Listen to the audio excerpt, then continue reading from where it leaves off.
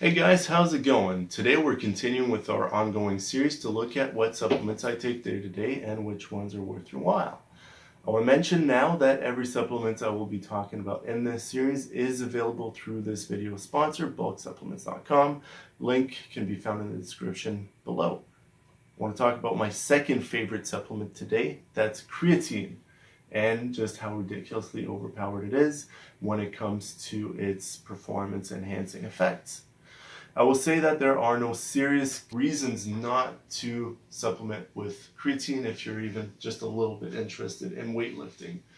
Creatine has been extensively studied, has been shown to be effective and to be safe, and when it comes to strength and power output in the gym, it's probably one of the best supplements out there, barring perhaps caffeine.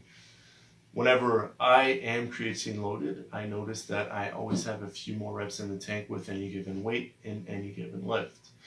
But what is creatine anyway? I know that your mom probably thinks it's the S word, and no, I'm not talking about shit, I'm talking about the other S word. But I'm not going to use the real word to describe it because last time I made a video on the topic when it came to Larry Wheels, I swear that my video got negative views.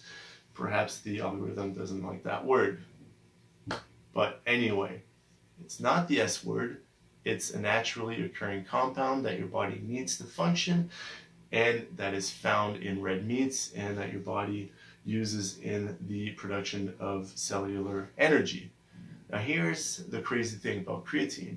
You can actually saturate your muscle stores with creatine supplementation, and in order to get just 5 grams of creatine in your diet alone, you'd need to eat 1.1 kilogram of raw beef.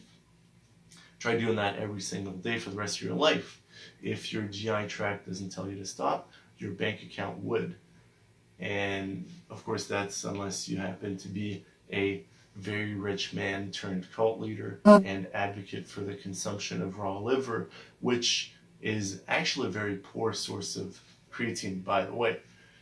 When you supplement with creatine, you are essentially getting more creatine in your system than you ever would naturally, and in return get benefits that you wouldn't through diet alone. I guess in a way your mom wasn't completely wrong. Creatine definitely isn't natty. But how does creatine work? Well, in order to answer that, we need to go back to high school biology for a second, which I failed, so I'm outsourcing this explanation from examine.com, which I'll link in the bio for you to look at. So adenosine triphosphate, or ATP, is the molecule that carries energy in the cells and is the main fuel source for high intensity exercise. When cells use ATP for energy, this molecule is converted into adenosine diphosphate, or ADP, and adenosine monophosphate, AMP. Creatine exists in the cell in the form of creatine phosphate, or phosphocreatine, which donates high energy phosphate groups to ADP to turn it back into ATP. By increasing the overall pool of cellular phosphocreatine, creatine supplementation accelerates the recycling of ADP into ATP, thereby making more energy available for high-intensity exercise. This increased availability of energy promotes improvements in strength and power output for most people. And as an example, there's a 2002 meta-analysis by Dempsey et al. That showed that average increases of about 20 pounds on the squat 1 rep max and a whopping 15 pounds on everyone's favorite lift, the bench press. And that is 15 and 20 pounds more than the placebo-controlled group. And I suspect that if they had looked for rep maxes with a given weight, that difference would have been more pronounced, at least based on my own experience. The other cool thing about creatine is that it could still benefit you if you aren't working out, because it also seems to have a positive effect on cognition, possibly because creatine affects energy levels and has a positive impact on levels of fatigue.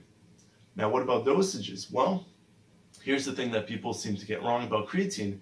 The optimal dose of creatine isn't actually 5 grams, it's 0.03 grams of creatine per kilograms of body weight. So I would need about 2.8 grams of creatine to maintain my muscle stores. Here's the catch though. That's only after your muscle stores are saturated. So if you only take the minimum dose to maintain your levels, you would benefit from a 7-day loading phase before continuing with creatine supplementation indefinitely. So to load, you take 0.3 grams of creatine per kilogram of body weight for 7 days in 3 or 4 doses spread out throughout the day.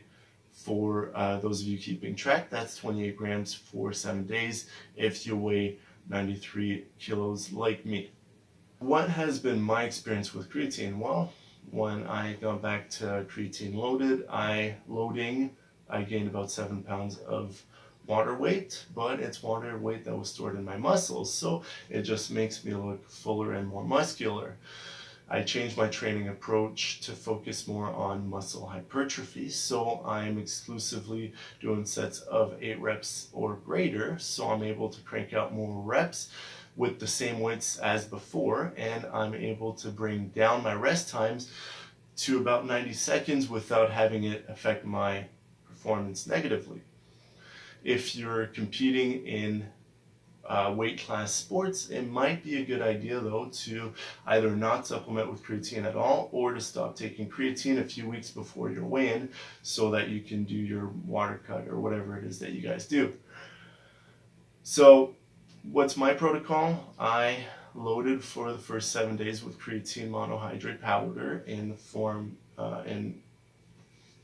and from there I have a hard time remembering to take my supplements, but I do remember to take what is in my weekly pill organizer. I never was able to remember to mix up a drink before bed, so what I do is that I made the switch to creatine in pill form. This is a little bit more expensive, but by taking them in pill form, I'm able to control my doses better and take only the 3 grams that I need to maintain my creatine level. I just put them in my weekly pill organizer and then take them every night before bed with my other nighttime pills.